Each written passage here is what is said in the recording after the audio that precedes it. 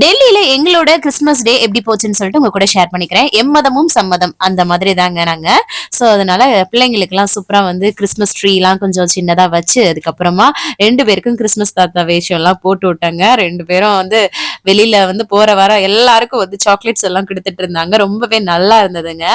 அம் எதுவா இருந்தாலும் அந்த செலிப்ரேஷன்னு வரும்போது ஒரு சந்தோஷம் தானே! அது மாரி தான் இருந்தது.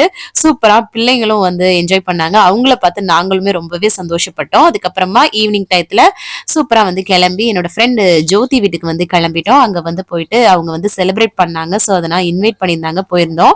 பிரியாணிலாம் அந்த சைடு ரெடி ஆயிட்டு இருந்தது. அதுக்கப்புறம் சமோசாலாம் குடுத்துட்டு இருந்தாங்க.